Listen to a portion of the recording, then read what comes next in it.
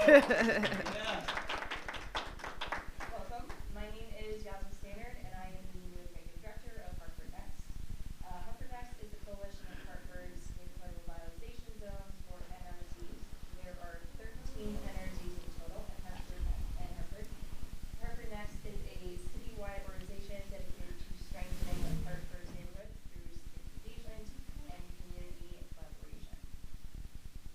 Before we kick things off here, a quick reminder to please take the time to silence your phones, your pagers, and your carrier pigeons. Also, this event is being live streamed, so we encourage you to share your questions throughout the session. We will be collecting those for our Q&A portion later on today.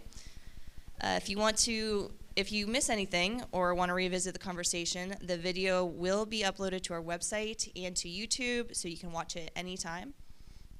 And before I hand it off to our hosts, I just want to remind you to mark your calendars.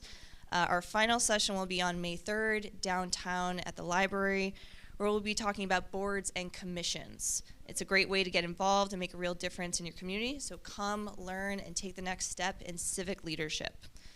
With that, I'll hand it off to our two incredible hosts, Vanessa Harper and Rhonda Leonard, who will introduce our guests. Enjoy the discussion.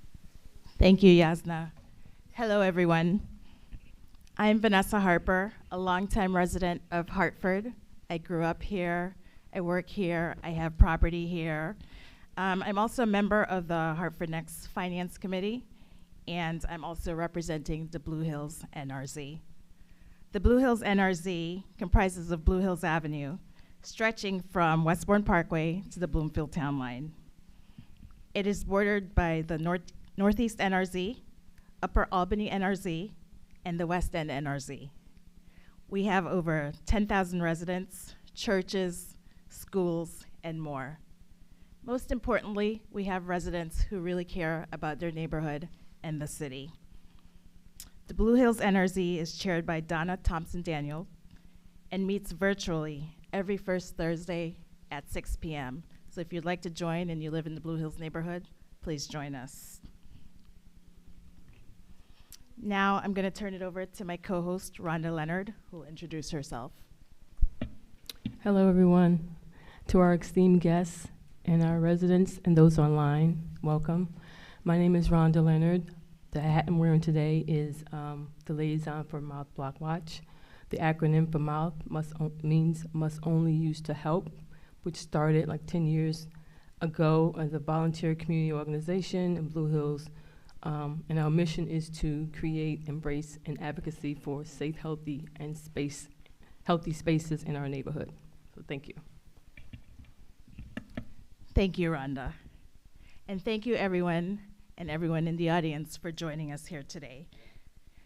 Today, it's our city series where we talk about managing the people. If you're watching on YouTube and Facebook Live, feel free to put any questions in the comments and we'll address them later. Okay, on to our guests today. So today we have with us our Chief Operating Officer, Shay Ajayi, in the middle. We've got our Director of Human Resources and Labor, Marlene Fleeting. And our Director of Community Engagement, Melinda Johnson. Oh, yes. Welcome all. Unfortunately, the Chief of Staff, who was also supposed to be here this morning, unfortunately had a last-minute family emergency, so could not join us today. But for the guests who are here, I'd like to ask you all to briefly introduce yourself, tell us a little bit about your background and your role with the city. Marlene? Hello, everyone. I am Marlene Fleeting. I am born and raised in Hartford. I grew up in Hartford. Every school I went to was in Hartford. I was the first class of the classical magnet program that started at Quirk Middle and went on to Hartford High. I'm a Hartford High graduate. I joined the city 24 years ago as a cashier in the tax office. I always wanted to work for the city, and I was able to accomplish that as a cashier and work my way up through the ranks to now be the Director of Human Resources and Labor Relations. Thank you. Great.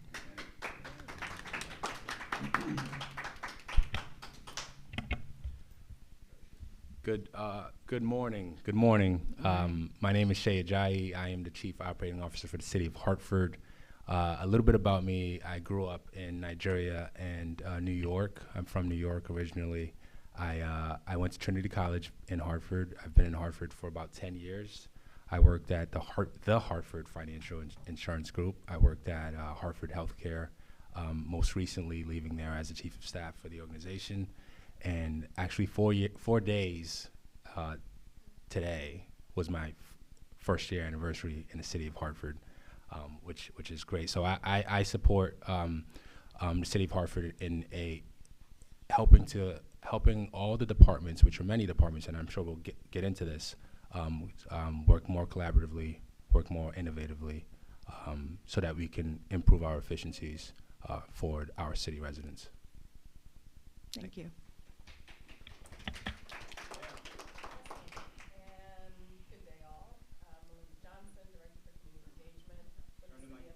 How about now?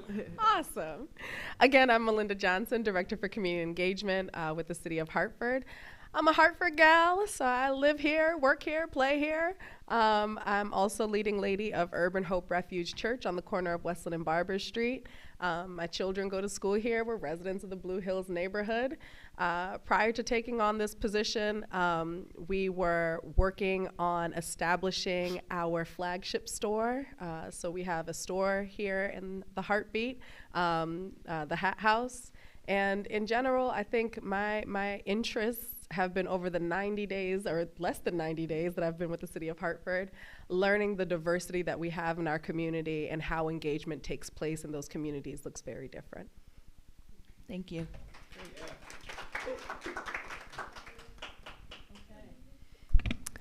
Thank you, guys. So our first question is for Marlene. Maureen, can you give us a summary of the background and explain the operating officer and the function of the city of the government? Let me repeat that. Would you give us, Shay? I'm sorry, Maureen. Oh boy. Okay, sorry. Maureen, what's the biggest challenge in recruiting and retaining talent for the city? So some of the challenges that we have are our competitors, right? We can't compete with an agency such as the state of Connecticut. The salaries, the benefits, so we try our best to compete as much as we can, but it is a challenge. And after COVID, it made it a little bit worse, right? And it's not unique to the city of Hartford. It's something that's a nationwide issue that many people deal with. But I would say it was our competitors being like the state of Connecticut is a challenge for us. But we're doing pretty well in trying to compete. Okay. Thank you. And Shay, given some of those challenges that Marlene discussed, what are your top priorities for improving city operations and services? Yeah, that's a great question. I'm not sure if everyone realizes how vast of departments the city supports. I mean, we have so many specific functions, whether you think about public safety, you think about developmental services, health and human services, or our public works division. I mean, we the city supports, we have over 1,400 employees, colleagues. The city supports so many vast functions. And a large priority for me to support the mayor is making sure that the data that we collect is readily available for all of our directors so that we can make strategic, informed decisions.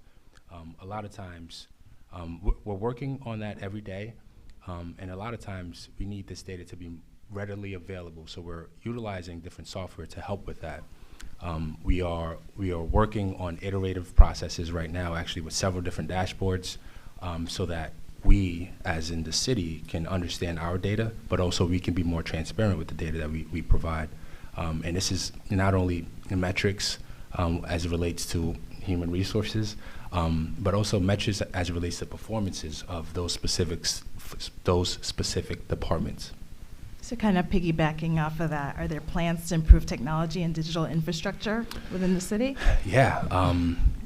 Yes. We have, I mean, whether you talk about Acela, which is an internal tool that we use to support many of the work orders we receive.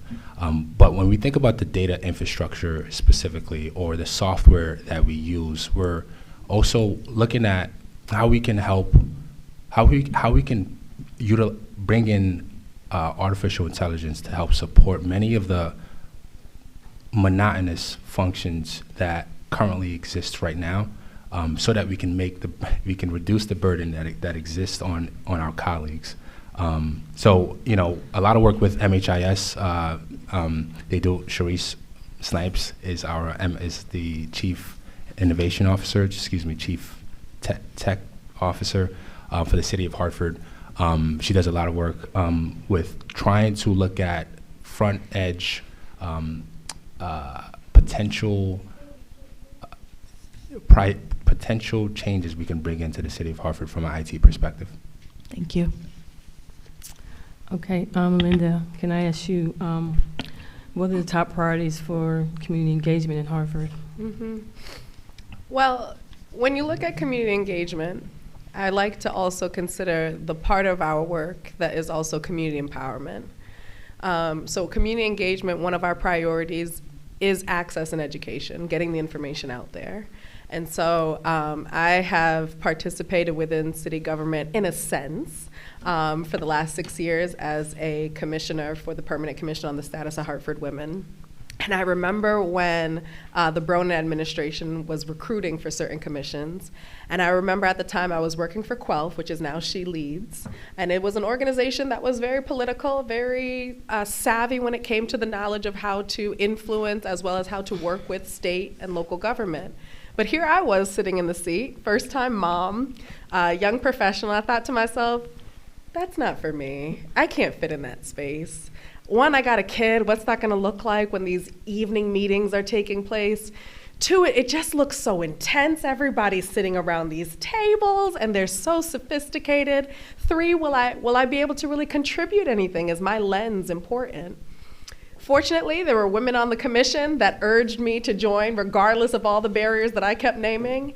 And from that experience, I was able to be educated on some of the processes that take place within a city hall.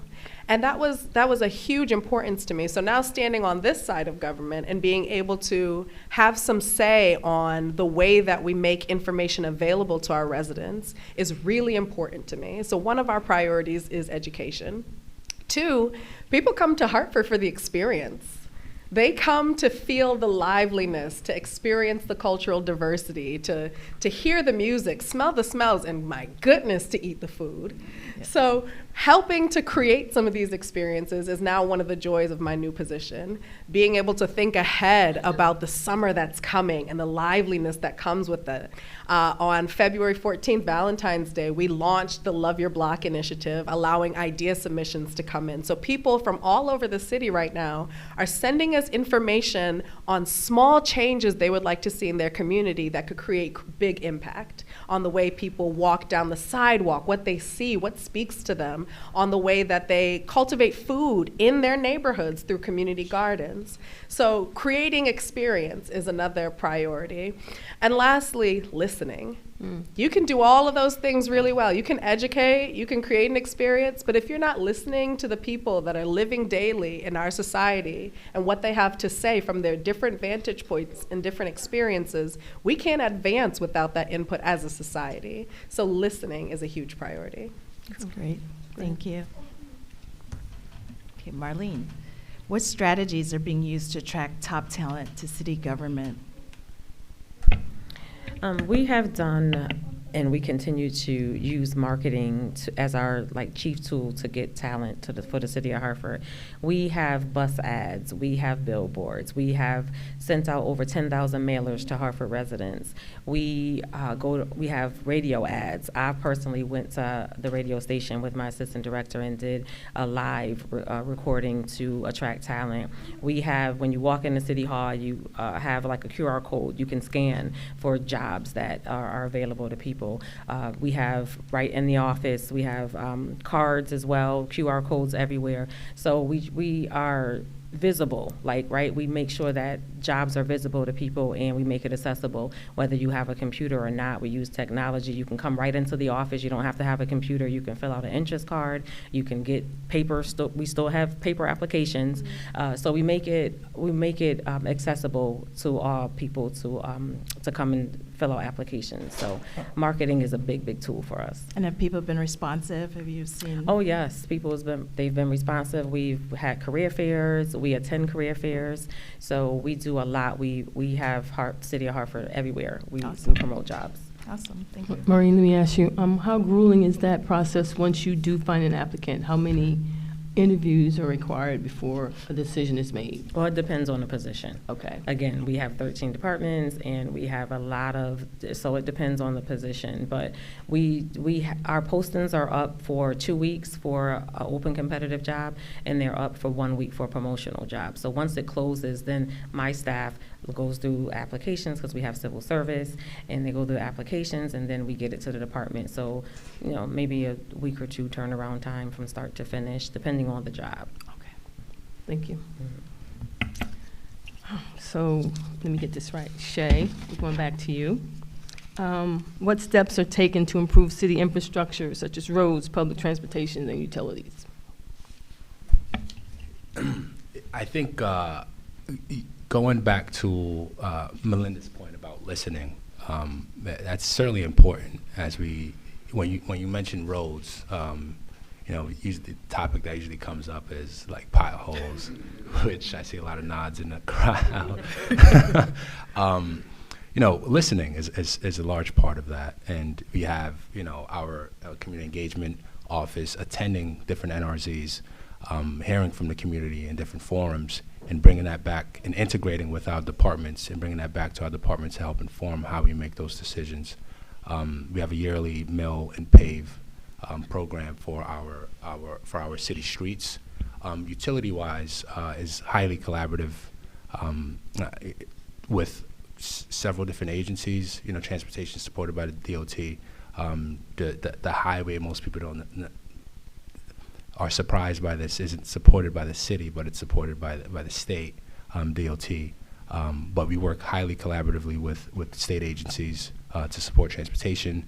When we think of traffic calming measures as well, with different intersections, we undergo several different traffic studies to help reduce accidents if they occur more frequently than they should.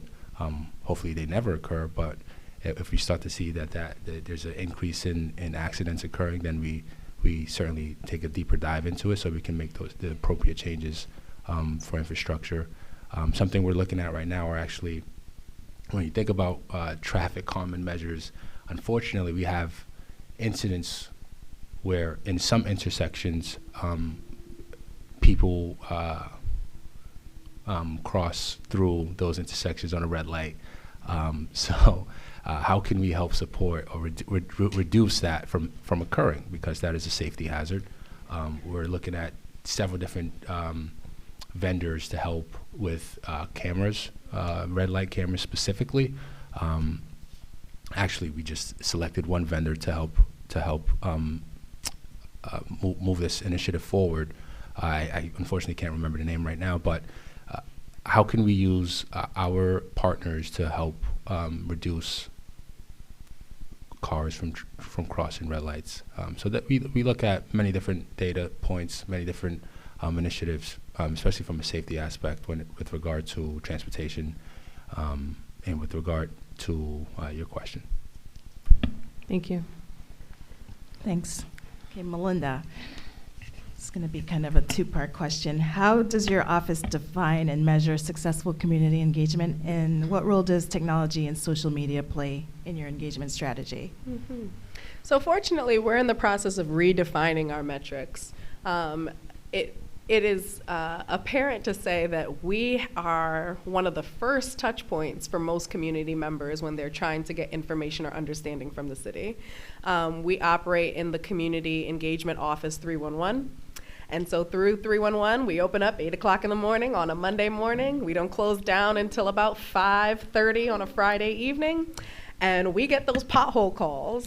We get the, hey, my trash wasn't picked up calls. We get the, what is going on with the water on my side of town calls. We get calls for everything, and it is our responsibility then to put it into a system, which Shay mentioned earlier, the Acela system, to ensure that it's routed to the appropriate department. Once it's routed to the appropriate department, a new dispatcher, per se, a new person is responsible for tracking the work that takes place with that, that particular work order, that ticket. And they're responsible for tracking everything from the communication to the resident to actually how the issue was resolved. And that goes through several departments. So from DPW to DSS to Health and Human Services, each department has a way of tapping into that. So we measure success differently based on whichever issue we're trying to address.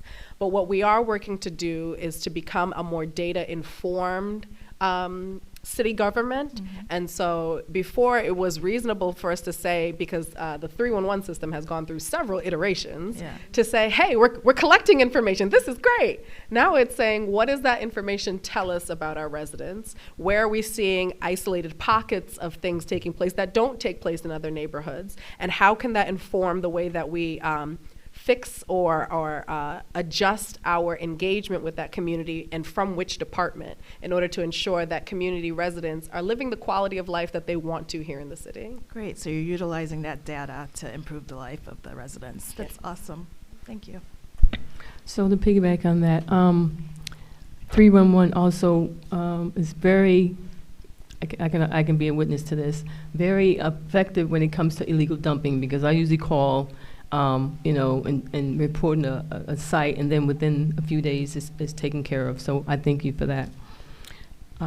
Secondly, what type of community events and forums does the city organize to foster engagement?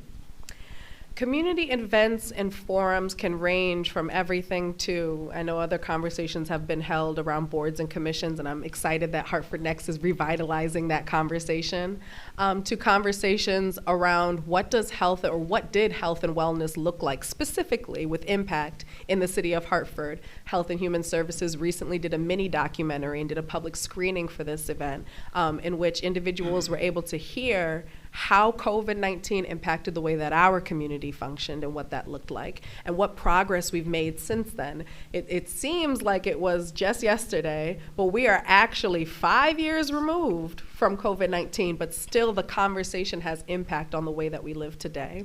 Love Your Block is an example of a partnership that was forged with the Hartford Foundation for Public Giving under my predecessor, Janice Castle, and that has been a huge way in which, whether you're talking about the Love Your Block parties, which engages local vendors and brings out community members to enjoy the space and the air and to learn a little bit more about resources available in their community, to the Love Your Block initiative itself, where community members are able to build new things and have new ideas come to life with the philanthropy efforts of Hartford Foundation for Public Giving. So fortunately, on this side of the work, we get to collaborate with everybody.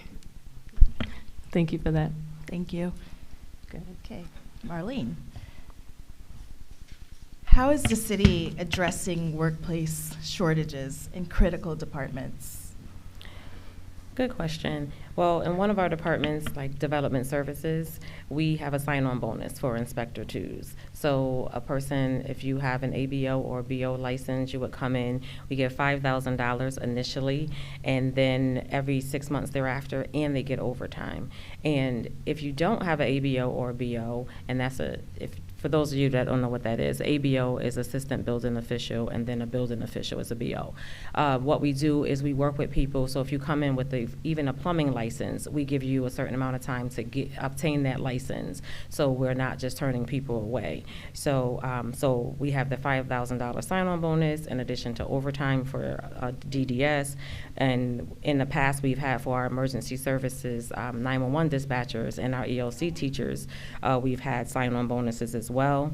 One thing we also done is we revamped our civil service process to make it quicker for jobs like police officers, right? Before we revamped it, the process took about 2 months, because in order to become a police officer, you have to go through testing. So you have written, oral, and agility, right? And again, that process took about 2 months, but now since we revamped everything, we put everything in one, so an individual doesn't have to pass one aspect before they can go on to the next. We did it all together, so now the process takes about 2 weeks. Okay, thank you. Okay, Maureen, staying with you. Employee benefits and well-being. What benefits and wellness program are available for City of Hartford employees? We have a very robust benefits program. Cigna is our provider, so we have Cigna, and Cigna offers so much from medical and hospital visits that they take care of, mental health, vision exams, dental prescriptions. They do so many things. We have cancer screenings. We have chronic condition screenings, hypertension, asthma, different things like that. We also have employee EAP, which is Employee Assistance Program, and that covers the employees as well as their families, and they deal with things, stress, anxiety, marriage, divorce, death, gambling, smoking. You know, it's so many things that they do. We offer so many programs, so we have a really, really good, robust health department and benefits department. Thank you. Okay, back to you, Shay. Are there any upcoming capital improvement projects residents should be aware of? Yes, there are many projects that that we are working on as the city-wise. I think to answer that question, I like to just take a little bit more high level. We have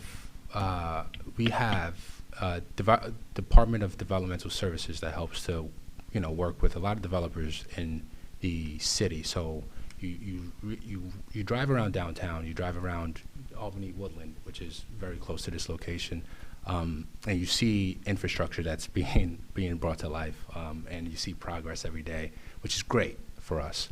Separate from our DDS folks who work collaboratively with different developers, and sometimes where the city provides additional funding, potentially with organizations like CRDA.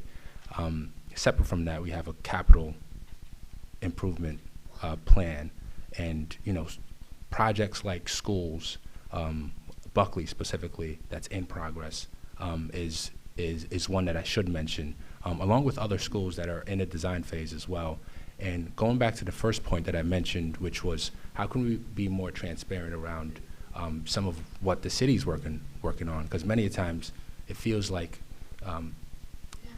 all that is being worked on is not as transparent to people, our residents, and people who are not inside of City Hall. Yeah. The projects right now, Paul Drummond leads our capital improvement plan, and sits in my office, Chief Operating Officer's office, and we have created a dashboard that helps to show the status and the progress of every capital improvement plan, every capital improvement project, and just to take this a little bit further, in April, we have hired a lead in marketing that will also sit within the Chief Operating Officer's office, and this person is going to be tasked to do a lot. First of which is to help improve how we report out on our website, external-facing website, which is hartford.gov. How do we report out more frequently on hartford.gov? Second of which is how are we marketing our city to residents? How are we marketing our city to people who visit the city of Hartford? And the third of which is how are we using social media to help inform that strategically? We have several different platforms on social media, whether it's Facebook, Instagram, LinkedIn, and then we also have different divisions that have respective social media platforms. And how can we create a strategic, consistent approach into telling the story of the city and the projects that we're working on? So to answer your question, schools, many schools are in the design phase as of now. We have a dashboard that can help tell that story in specifics. Is that dashboard available to the public? It is available, yes, but we need to post it on our website. So that's why I mentioned hartford.gov, and I believe by the end of this fiscal year, June 30th is the end of this fiscal year, we will have that posted and then on the hartford.gov website. Okay, thank you. For residents who may not go on social media or websites, how are they getting information, communication?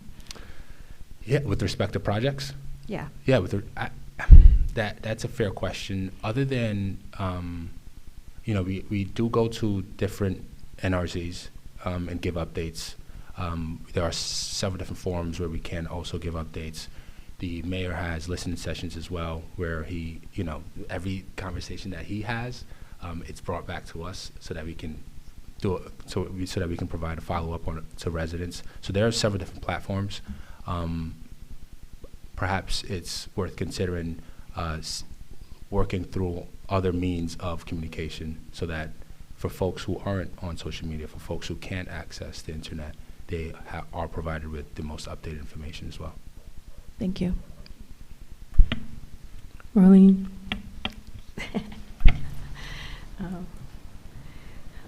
Let me ask you, are there leadership development programs for city employees seeking career growth? Yes, if someone is seeking career growth, we have a lot of trainings that we provide for our managers and our supervisors, and we are constantly talking internally about upward mobility, and I talk to my colleagues about it all the time. So each department head has their specifics on what they're doing for their department, but we collaborate all the time on employee development and upward mobility. So is that training internal, or are they able to go to other states to get particular training that they need? It's internal, and we also go to to conferences, and we learn abroad as well. Like, we go to different conferences and things. So we always we're there to help our employees learn, and if we can't do it, then we send them somewhere. But we do it internally, and we go outside as well. Okay, thank you.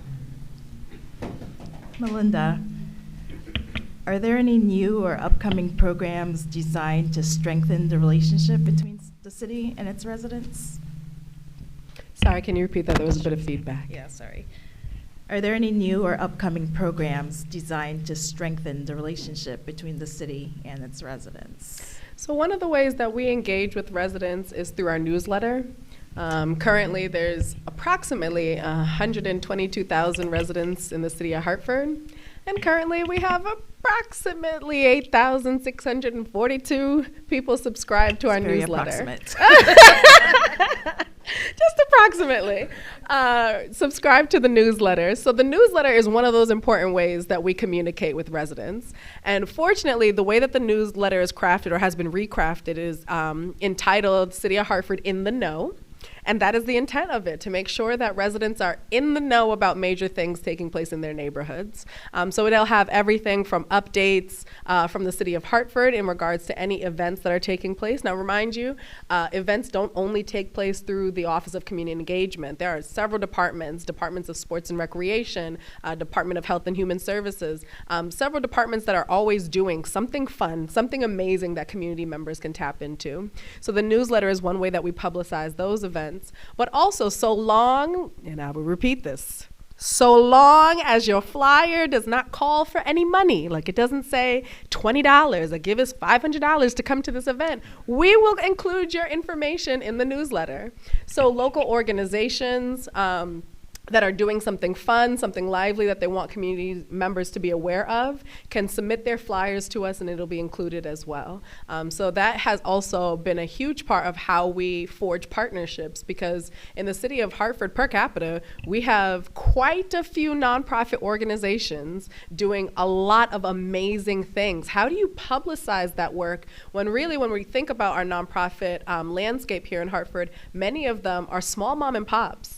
Small local nonprofits that don't have a development department or a marketing department or someone to get that information out for them. That is where we as a city can be a resource and a help. So how do people get access to that newsletter? They can go onto our website and click on the 311 section or under the Office of the Mayor, because community engagement is a part of the Office of the Mayor, and they can subscribe to the newsletter, or when they receive it, if someone shares it with them, please, if someone shares the newsletter with you, don't unsubscribe them. Don't go to the bottom and click subscribe and think that you're subscribing yourself. Go through the portal that's at the end of the newsletter so that you can subscribe yourself. Thank you. Melinda, one more question. What's your relationship with schools and faith-based groups and cultural organizations beyond the city? What's our relationship with schools? Faith-based, yeah. Mhm. Yes, so those are the places where our people thrive. Schools, faith-based institutions, cultural institutions, those are the places where people go to find connection. Oftentimes, if you're looking for a space, where do people go to bring their woes? They bring it to those community spaces. Where do they go to bring their celebration points? They go to those spaces. And so in addition to attending all of the NRZ meetings, Yasna feels my pain. In addition to attending all of the NRZ meetings in the course of a month, we also head to several other cultural or faith-based or other institution-based meetings during the course of a month from our office. And those are points where we get to really meet people where they are and hear where their heart is when it comes to the city of Hartford. Thank you. Marlene, I think we've all realized that mental health is very important. How does the city support the mental health and well-being of its employees? Well, again, we have an employee assistance program, which can help employees with the things that I mentioned previously. But we also encourage, and I do this and my colleagues does it as well, we encourage our staff to have flexibility, right? We don't have a remote work policy. However, we do have a policy that the COO allows us to do, which is allow people to take one day, if you can, depending on what work you do, to have one day working remote from home, right? Obviously, everyone can't do that if you're a police officer or something like that, but those positions that can, we allow that. We promote healthy work life all the time, like take your breaks, go walking, go, take your lunch break, because it's so much work to do. People, trust me, sit at the desk and never go out, right? But we promote them to go out and to have flexibility, right? If they need to leave a little early sometime, just to, go take care of appointments or just to get out sometime. So all of our department heads individually encourage a healthy work-life balance. Thank you. To piggyback on that, Maureen, how does the city manage relationship with unions? Is Hartford unionized, or is your department unionized? How does that work? Well, the city of Hartford has 7 labor unions. Okay. My department is non-union because we're human resources. Okay. I do have two of my employees that works in benefits are a part of a union, but the majorities are non-union for HR, and like the mayor's office is non-union. But we do have 7 labor unions in the city of Hartford, okay. And we manage relationships with them through meetings and working collaboratively together. Thank you. Mm-hmm.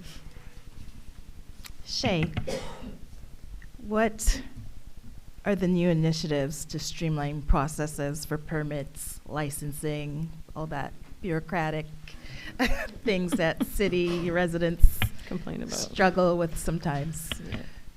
Great question. I think that I can answer that many ways. You should know that when you look at the permit time from 2023 to now, there has been a reduction in over 50% of the time that it takes to receive a permit, which is that's awesome. That's great news. That's phenomenal news. We continue to look at our staffing allocation to support this. So we need to pull more permits in through our process. We need to have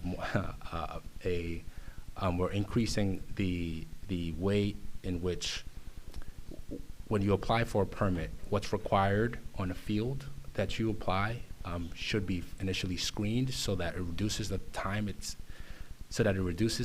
time that it stays within our queue if it doesn't fill all the requirements initially. So we're working on ways to sort of remove that barrier so that wasted time is not within our hand and doesn't sit, unfortunately, within our queue. Many different initiatives, a lot of work with Judith Rothschild, the Director of License and Inspection. Jeff Alker, the Head of Developmental Services, has taken a keen approach to this, and we'll continue to improve that because we do hear it from our residents. We do hear it from people that would like to work within with us, and we have a very strong focus on continuing to reduce this. I mean, we went from 40 days to 17 days, which is very impressive, and we plan only to go lower than that, not higher. Great, thank you. So Shay, I just Go sorry. ahead, Can go ahead. I also just to add on, I made a comment about utilizing tech services to help support our efficiencies and effectiveness initiative. A large part of that as well is utilizing artificial intelligence. I know I'm saying this in a broad sense, but our developmental services team is looking at software systems that help, again, remove waste within our process. And that's especially specific also to permitting and licensing. great, okay. So under that topic, well, under another topic, what does the CEO office play? What role does the COO's office play in emergency preparedness and disaster response planning? Yeah, hopefully we never experience disaster. But in the case that we do, my office is the office that coordinates with many different agencies, not only within. So not only is DPW, depending on the type of disaster, not only is DPW involved, Health and Human, the Department of Public Works involved, Health and Human Services involved, and other organizations, but also we work with our state agencies. We have an emergency preparedness plan depending on the type of emergency. We have Chief Barco, who is the head of our emergency planning process. We're actually standing up a tabletop exercise before the end of this fiscal year so that everyone knows their role. We have an EOC, Emergency Operations Command Center, that's based in the Public Safety Complex, 253 High. And everyone knows their role in the case of an emergency. My first call, actually it's the other way, I would receive a call from Barco, Chief Barco, and then I would coordinate all the varying departments into a text chain and then a follow-up meeting. When you think about, there was a blackout that occurred recently in the city. We got on the phone very quickly with Eversource. That's again an external agency that we work with frequently to figure out how long is it going to take to first of all, what's the issue here? Who do we need to notify? How do we communicate that out to folks? We have a system for residents who are Everbridge system for residents who are registered with the city to receive text messages so that they're updated on issues that, if there is an issue that's occurring. So communication, collaboration, trying to find the root cause as quickly as possible, and then after action report, so that we can mitigate this from occurring again. Our teams are so, the functions of the teams that work in the city of Hartford are so vast. There are different types of emergencies that could occur. You could think of, this is a real conversation, and these are the types of conversations we have to have, so that's just so we're prepared, and we can get ahead of things if something does occur. So when you think of flooding, for instance, we work heavily with MDC, our partners, more collaboratively, and that partnership is getting more and more collaboratively every day, which is great. But our flood walls that we have. So there's a lot of work that goes into emergency preparedness planning. We have documentation on it, and we also have an exercise tabletop that Chief Barco will be leading in the coming months. Thank you. Melinda, are there any upcoming engagement events that residents should be aware of, especially as the weather is getting warmer? Keep an eye out. Right now, all things are go for Love Your Block. We are now in the process of moving from the idea submissions. On Monday, we'll start sending out notifications to those who are encouraged to move from ideas to the application. And beyond that, I am realizing that my office has a lot of activities on the holidays. So check your calendar. If there's a holiday, we're probably doing something. Okay. So we have something coming up with the Knox on Arbor Day. We have something coming up for Earth Day. We got something coming up for all the days. But all of those things will be listed also on our webpage and also coming out through the newsletter. Thank you. Melinda, we're going to stay with you for a minute. What initiatives are in place to engage Hartford immigrants and non-English speaking population? So CREA is the commission that is responsible for overseeing the importance around refugees and immigrants at this time. Being the firstborn American in my family, I understand the amount of stress that our immigrant and refugee communities are under right now, especially when they consider deportation and all of the threats that are coming out of our national offices under the president's orders. Where we stand is we stand firm that the City of Hartford Police Department is not in the role of commiserating with ICE. So there are oftentimes leaks that we get of people saying, ICE was on my block with the Hartford PD. And we are able to go back and say, no, that wasn't us. This was what was actually taking place.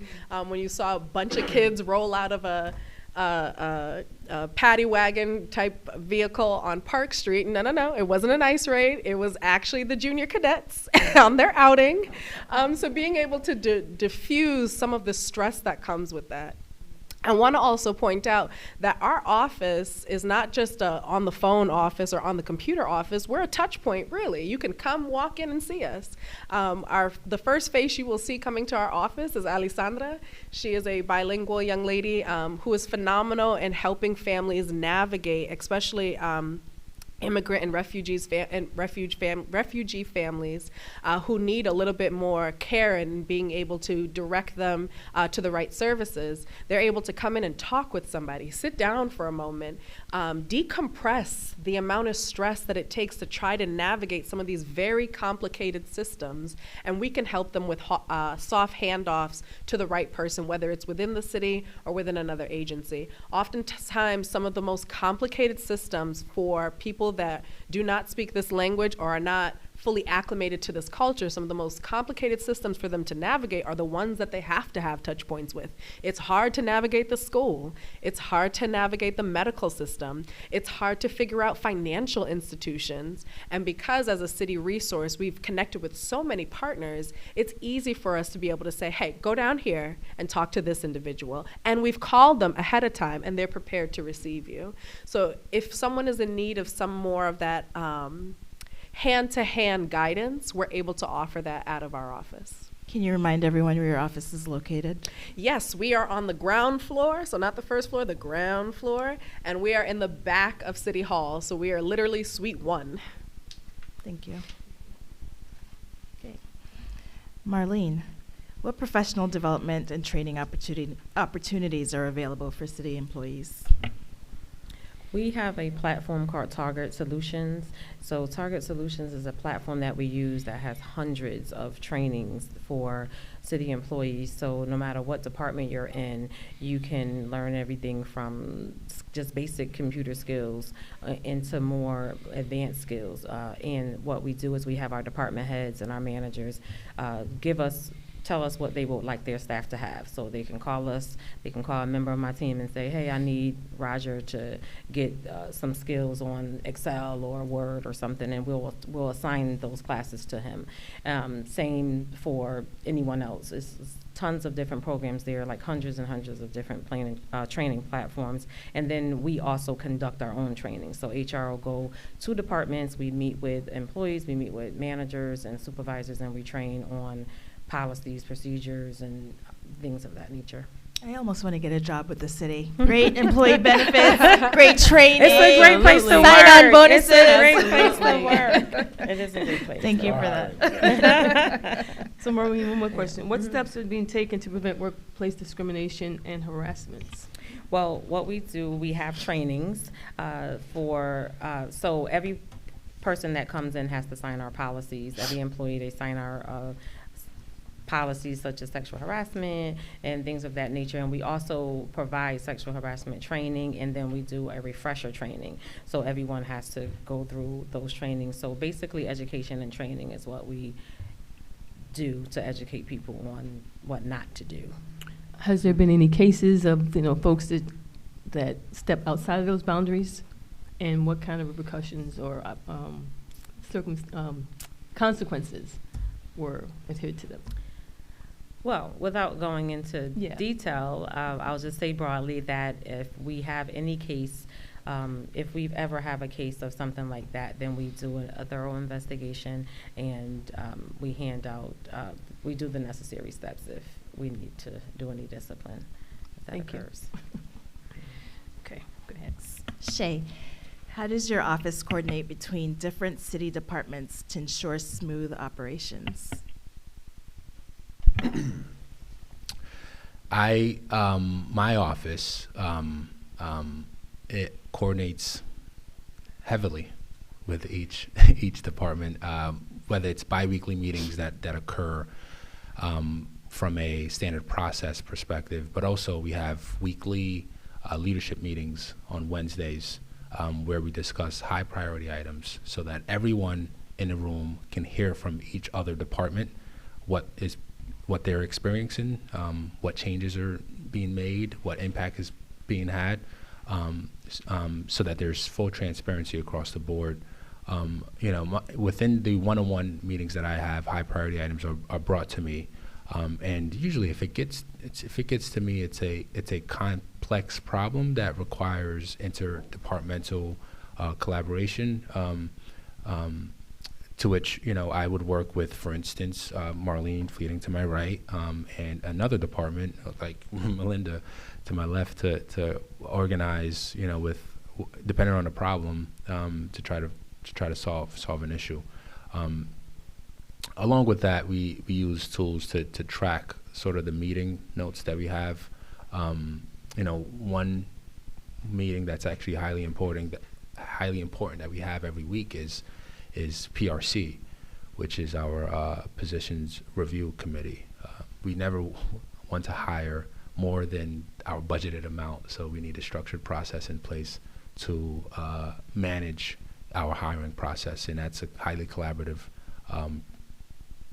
committee with budget, HR, and myself, along with input from the respective departments that are requesting a position refill, requesting a new position, et cetera. So I encourage my door is always open. There are no such things as vacation. My phone is... Marlene, are you okay with that? I speak for myself. My phone is always on, so my team knows that if I'm needed, please give a call. And that's sort of outside of the system meetings that we have. So you're very heavily involved in budget management and resource allocation. Yeah, we're going through the budget process right now, actually, and that has been a huge. Just the budget team leads this process and arcs up the requests that come, but I have meetings with the department heads to get a full flavor of the asks that are being suggested. So yes, I'm heavily involved in the budget allocation process, along with the mayor as well and the chief of staff, who unfortunately couldn't make it today, along with the respective department heads. Because, when you think of our budget, like it doesn't grow much. Like it's not. So, my role is to help reduce the, we announced in November that we're working on 3 initiatives when it comes from a shared services perspective, shared vision perspective. And that announcement was the core of the shared services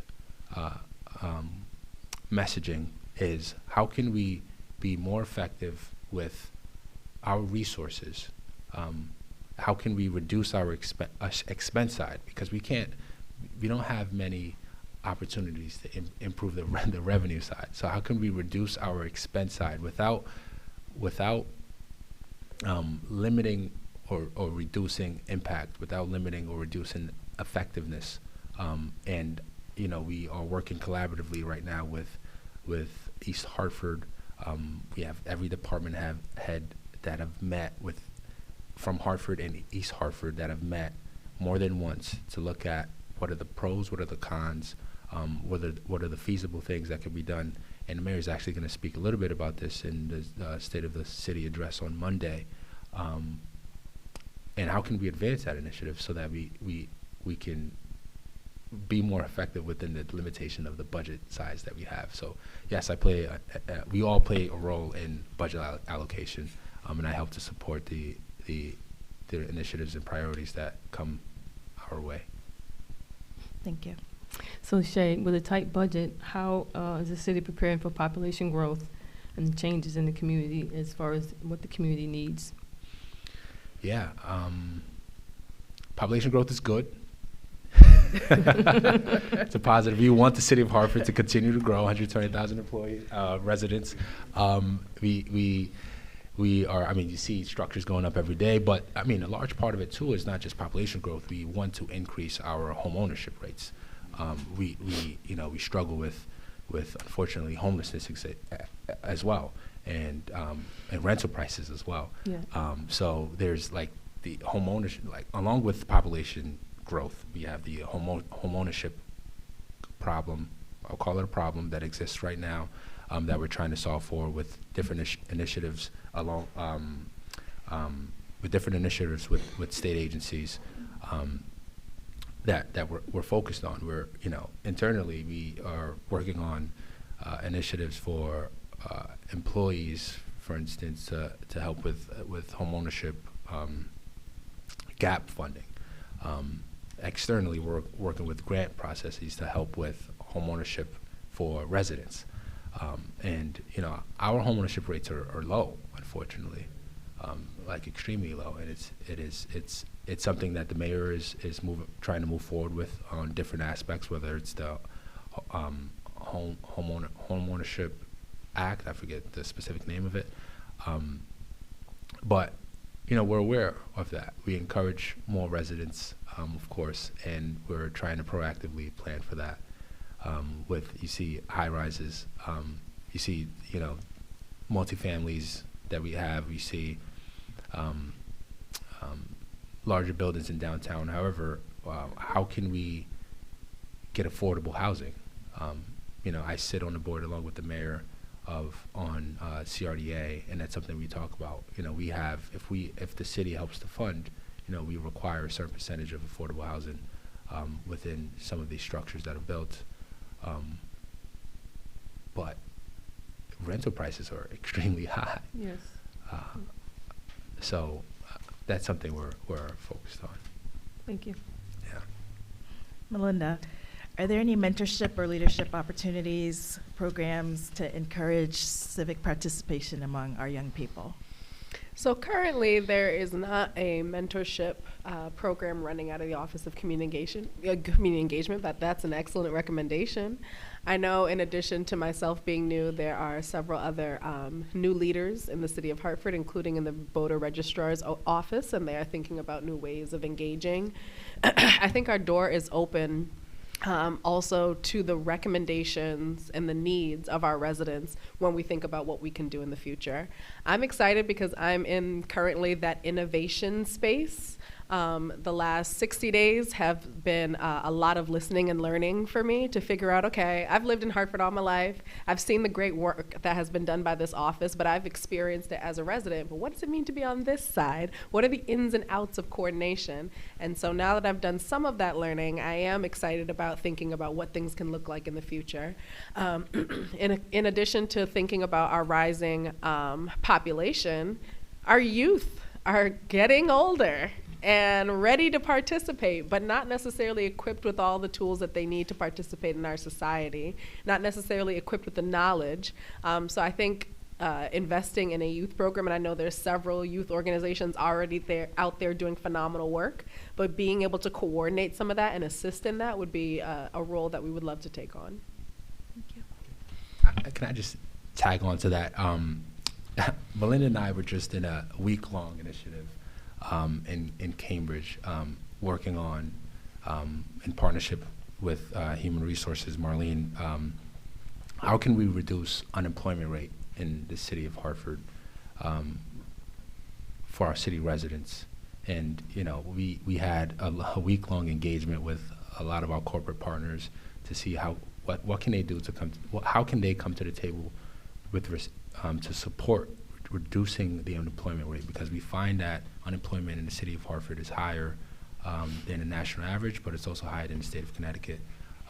And unfortunately, a large portion of the unemployment population in the city of Hartford are our youth, to Melinda's Between the point. ages of 18 and 24, yeah. So there are many sort of initiatives, and when you think of engagement, over the next couple of weeks, we're going to be engaging a lot of nonprofits, a lot of work training, like Capital Workforce Partners, and they are aware of this initiative, but that's something we hope to bring to the forefront.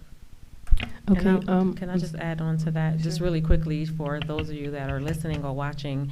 Currently today, it's starting at 11 o'clock, from 11 to 3, we have Rock Your Future. It's been advertised on the news and all over from our Department of Children, Youth, and Families. And all of our partners will be there, Capital Workforce, OPP, different organizations will be teaching our youth from ages 14 to 24 resume writing. They're doing professional headshots. They're going to be helping them fill out applications and things like that. So that is taking place at 11 o'clock to 3 o'clock today at City Hall, 550 Main Street in Hartford.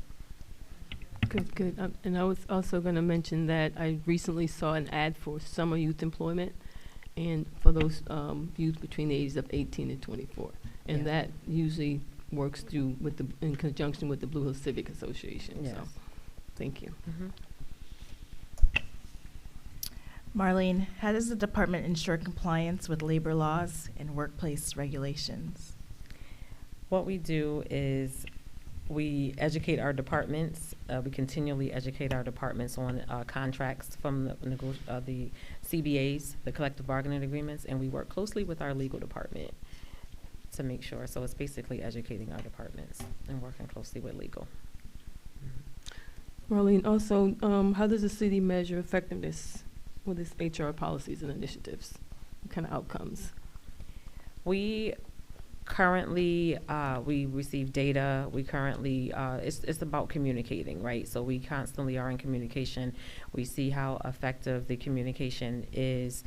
Feedback, right? Listening, Melinda talked about that, and Shay, it's important to listen to the feedback that we receive from our union employees and all of our employees as a whole. So we measure by what we get back from our departments and communications. Okay. Thank you. All right, Shay, looking a little to the future, get your crystal ball out. What are the biggest challenges facing city operations, or that will face city operations in the next 5 years?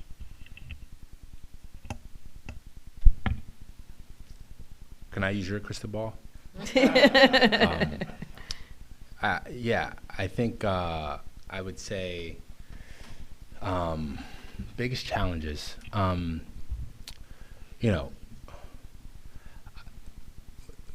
thing we're working on is when you look at sort of commercial real estate, and that helps a large part of our tax bases. Unfortunately, we're still struggling with the effects of COVID, and this is not just specific to Hartford. It's just nationally, where we have unfortunately vacant buildings within the city of Hartford that help support our tax revenue, and over the next couple of years, these property will be reassessed, and if we can't solve for that, that will reduce the the revenue that we receive. So I say that to say we're trying to think proactively. We engaged a group recently, Goldman in York, to give a brief report, assessment report, study on many of those commercial spaces.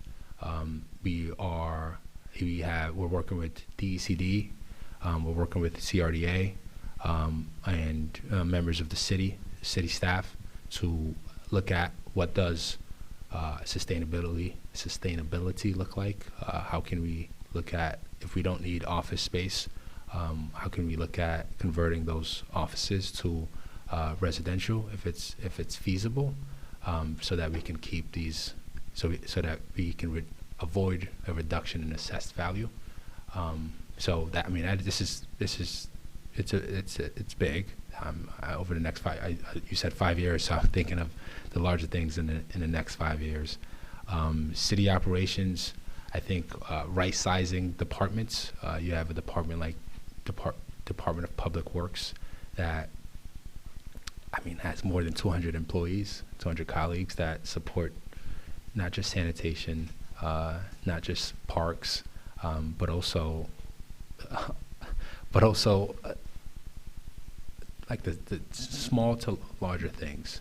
When you think of snow operations, our fleet right now is old, and we think very creatively on how to support the operations that need to exist every day, because they're the team that if the smallest thing, if they're the most if a large part of their function is, if they don't, I'm trying to say this the right way, because they're so visible. They're a very visible team, and you see it, Melinda, your 311 data. Like, the large part of the report that comes in is half of it is DPW.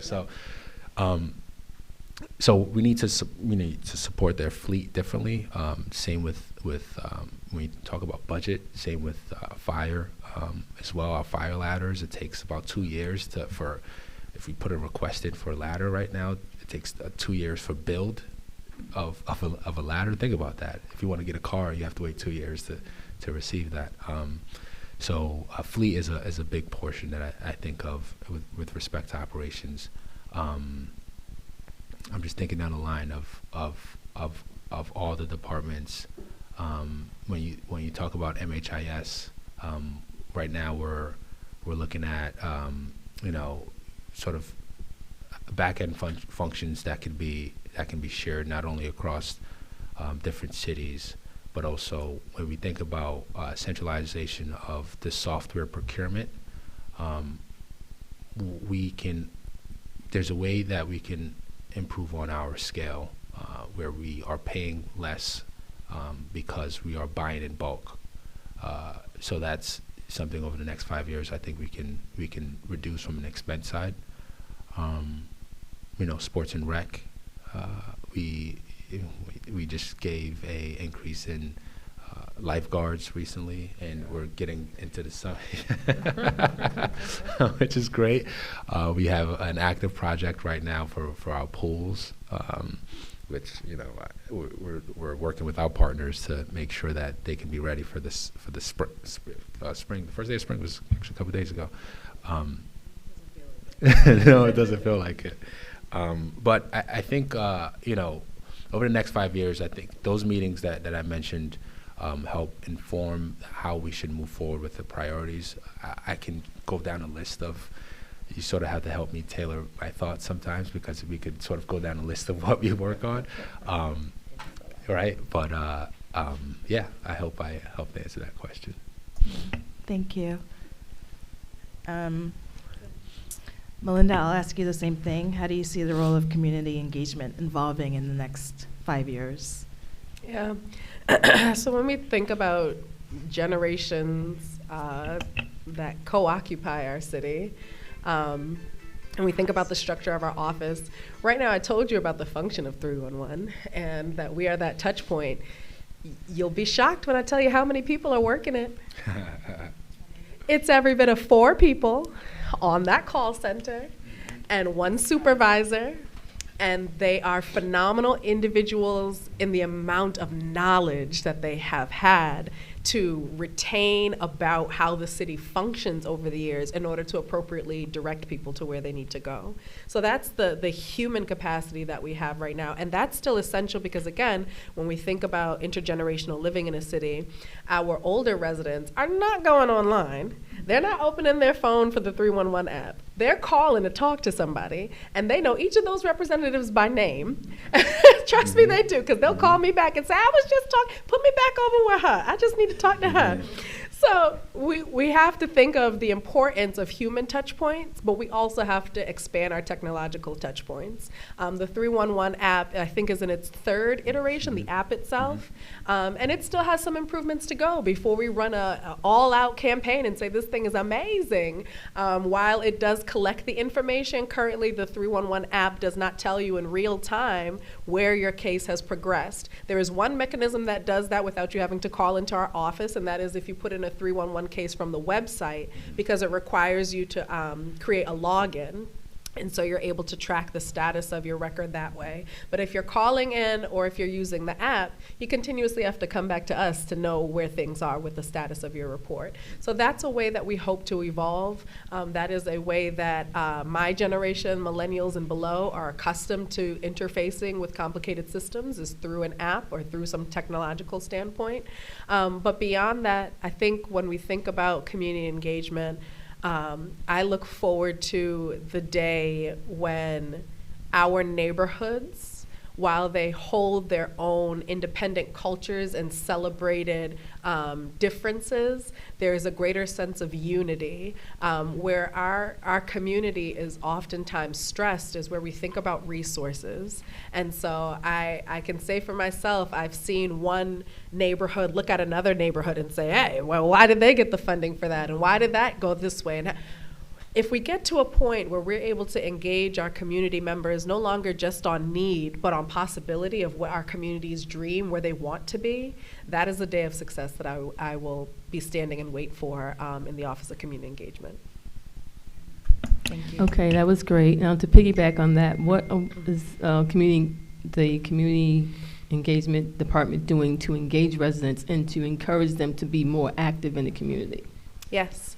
So everything from providing the information at the NRZs to being a support and backbone for specific resources that are needed, we are able to do that for community members. So for example, you might look down your street and say, this is the mess that I have to see every day, and I wish it could be different. If you could get a couple of friends together, you can call over to the Office of Community Engagement and say, I would like to rent the Love Your Block trailer for a weekend or for a day.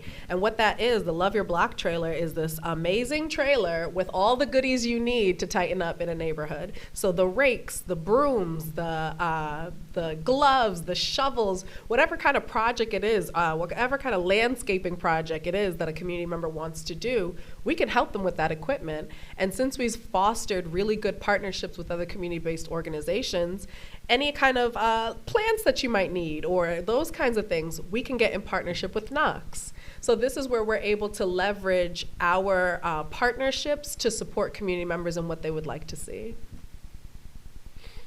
Thank you. Shall we check if there are any questions from the audience or from our Facebook Live or YouTube? Yeah, from online. Could somebody, Shay, maybe you could say just briefly what the Chief of Staff does, since we weren't able to hear from James? Not a lot of detail, just what's different about the Chief of Staff's role than you three? That's a good question. Unfortunately, James couldn't make it. James Woulfe is the Chief of Staff for the City of Hartford.